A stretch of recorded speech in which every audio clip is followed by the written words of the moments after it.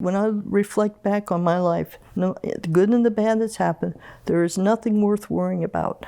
It's a waste of energy, a waste of time.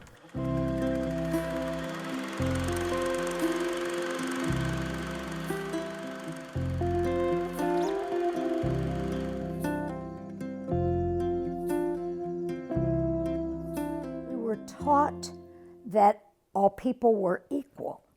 And now, this is blacks and whites, males and females. We're not adding any other, what would have been considered an aberration.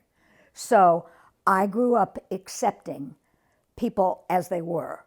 I would describe the environment in which I grew up in respect to homosexuality was very restrictive. Nobody talked about it.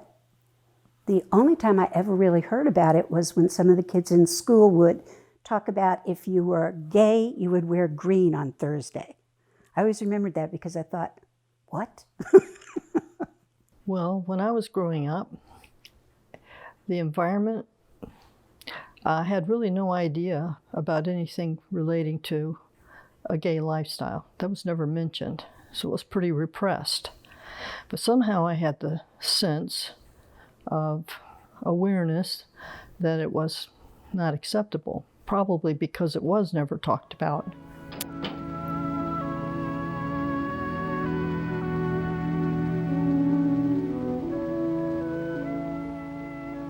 You know, I've known Molly and her family ever since she first came to school. And I think you might like to know her too. I always was attracted to a female teacher.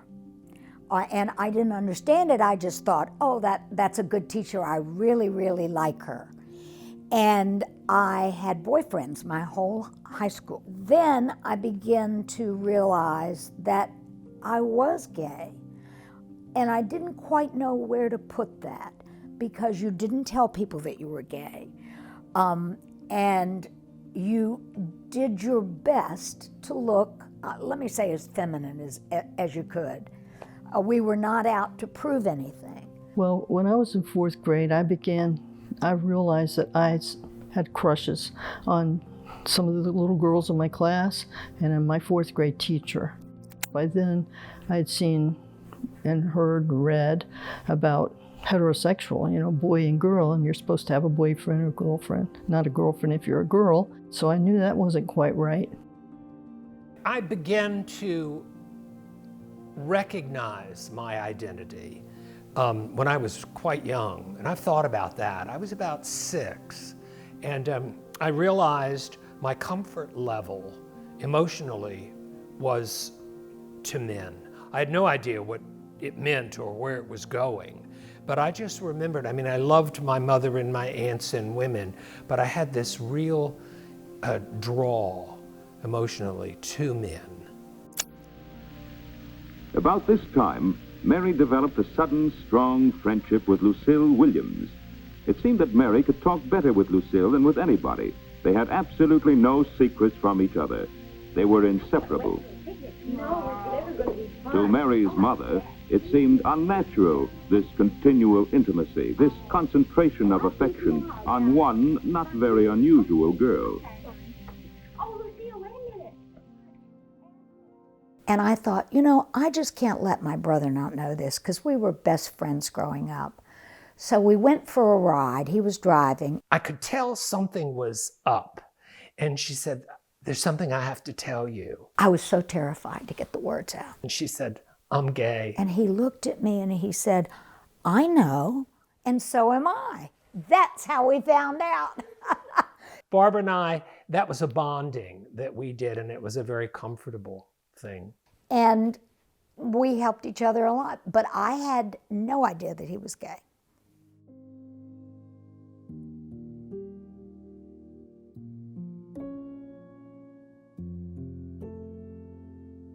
I told my aunt because we were sitting in my mother's living room and she was talking about a woman who had died, and when the woman died, there were things about her life that came to light. And she said, I don't think people should keep secrets. I think people should be honest about what's going on in their lives. So that's when I said to her, well, I have a secret. And I don't recall her asking me to tell her, but I said to her, you know, I'm gay. And then she went through, well, is so-and-so gay and so-and-so gay? And we went through all of that, and I said, yes. And then she said to me, you know, some secrets are better left secret, and don't tell anyone else in the family because they won't like you. So I know she said that out of love. She wanted to protect me. She felt very protective. But in being protective, she was saying to me, this is something that's not good, you know, that you need to hide. I had to work up the courage, and it took quite a bit of time, a long period of time before I could. I lived in West Palm Beach, and my parents lived in Tampa. So when I'd go visit them in Tampa, I would tell myself, this is the weekend that I will tell them. And I never could. And one time they came to visit me, so that Friday night, and I spent the whole evening trying to get the courage to say something to them. And finally I sat them down in the living room, and it was 10:30 at night. I told them that I was a lesbian. I was really anxious about it and nervous because my mom had a fundamentalist Christian background, and my dad was very religious as well. And I truly believed that they were going to disown me because of their religion. So I told them that I was a lesbian. And my dad said, well, that's not something we wanted to hear, that we ever wanted to hear. But we're not surprised. And then he paused. He said, but you're our daughter, and we love you anyway. It probably was like 2 or 3 years after I got out of college. And I thought, why are you not telling your mother who you are? So she and I sat on the bed. It just happened. We were sitting on the bed one day, and I said, Mom, I've got something to tell you. She said, well, what is it, honey? And I said, I'm gay. And she stopped, and I stopped. And she said, well, I think you need to go to the doctor and get help. I had spoken it, so it was out of me. And with my mother and with my aunt, I still felt like I wasn't really honest because we never talked about it. So it was almost like, yes, you told me, let's put that over here. I love you, you're my daughter. I love you, you're my niece, and we will never speak of it again. Growing up is fun, but some of the things Molly used to do seem a little silly now. Sometimes she gets all mixed up just thinking about it. She's changing from a child into an adult, and it's a little confusing at times. As a gay educator, in the early days when I was teaching, it could be dangerous. You could lose your certificate if they found out you were gay. And so there was the necessity to protect yourself if that's the path you were taking. I liked education. I wanted to stay in it. I had friends that left it, that it was too restrictive for them. It cramped their style. I did know that I was gay, and I was terrified, literally terrified that somebody would find out. I took every opportunity I could to appear as normal as possible. Now, you hear me use the word normal, because in those days when you were gay, you were not normal. So it started there, and I just had to be very cautious. Most people met at the bars. You know, that was where you were going to find gay people. And so we couldn't really go there because what if a student was there? You know, we were always, or what if you know, another teacher was there who didn't worry about it? So that was scary. And yet you still wanted to meet people in your circle. The best thing that ever happened was finding another teacher who was gay, who, it's almost like you're inducted into a whole circle of people who were in your same situation. I remember a warning that I got from the head of the English department. We were in a conversation in the teacher's lounge. We were talking about something, several of us sitting around, and she was a friend of mine. And I said, well, that's illegal. And she turned to me and she said, so is homosexuality. And boom, I knew. Shields, boom, boom, boom, shields went up because I knew this was an opportunity for me to realize I needed to protect myself, or I might need to protect myself. I wore jeans and t-shirts and sneakers to work back in the day when women hardly even wore pants to work, you know. When it came out that a short outfit, that I don't know what they called them, skirts, I guess, that was questionable. Well, I wasn't wearing skirts, I was wearing jeans. But no one ever said anything to me, and because I taught special ed, honestly, I was very good at it. So I think that they gave me a lot of leeway. Here she is. She is single and fun-loving.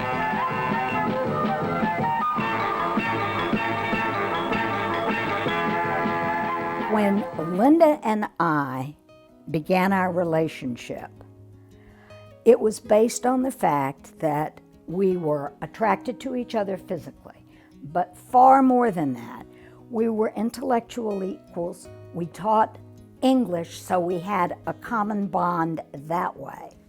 And as we got to be closer and closer, I was able to talk more about how I felt about things. And Linda was a great listener, and she also was a great reflector back of what you said. I met Linda when I started substituting. And my first substituting job when I moved to Jupiter was at her school for her. Half day for her and half day for another English teacher.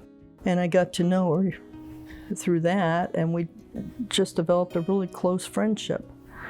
And she's such a positive, intelligent, dominant personality type that she really helped me a lot. I mean, we had a lot of talks, and she really was almost like having my own personal therapist in a way. She's so good and has such good perceptions and perspectives on life. So that really helped me a lot. You know, as far as being a person, it brought me out, gave me strength of character and a better personality.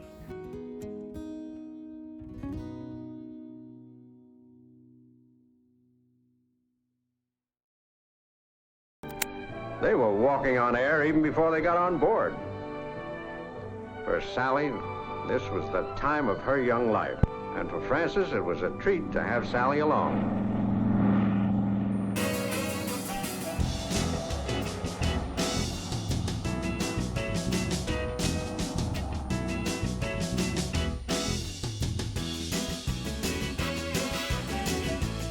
It must have been in Provincetown. Provincetown was a place for gay people. So it must have been on an early vacation because I didn't have any money to go abroad. But I knew that the lambda was the sign for lesbian. So I went to a store that carried gay things, and I bought that little gold lambda and I put it on a chain, and I wore it, but I didn't wear it where it could be seen. I haven't worn it for years. I haven't needed to. So the lambda actually for me was like a tattoo. It was a tattoo but I could touch it, and nobody, you know, and I could say, it's okay, it's okay. That was a hard thing. In my entire life as a gay woman, I never held hands in public. I never showed, none of us did show any signs of affection, except when we went to Provincetown. Provincetown was fun. First time I went, it was with Barbara and my Aunt Flo. And so I saw all of these bookstores that had, you know, gay titles. And I thought, oh, I would so like to go in there. And then I'm seeing women walking hand in hand, you know, and they have these Sunday tea dances. And I'm like, I'm here with my Aunt Flo. Like, how is my life so miserable? And the second time that I went with a person that I was involved with. And it was a good experience because we were able to be ourselves and actually go to shows with other gay people, and it had a gay theme, and you felt that you were in a society. You weren't an outcast.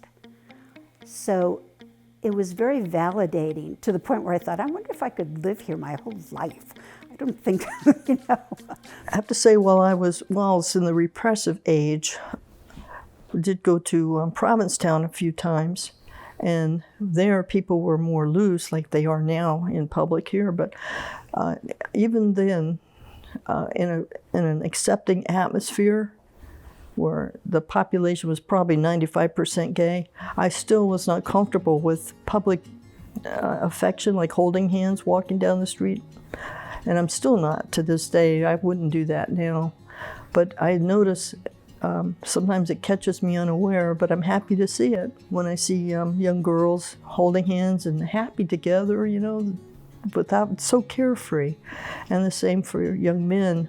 That's really refreshing, and I'm very glad to see that change in society. Extra, extra, read all about it. I'm so excited to wear this to queer prom. People don't know who they are until like a long time. I'm someone who knew who I was quickly. I told Mom that I'm not a girl, I'm a boy. She said, okay, you feel like a boy. And I said, I don't feel like a boy, I am a boy. Where do you see our relationship in a year? I'm marrying her. I'm marrying her. In a year? In a year, yes. I'm not mad at that.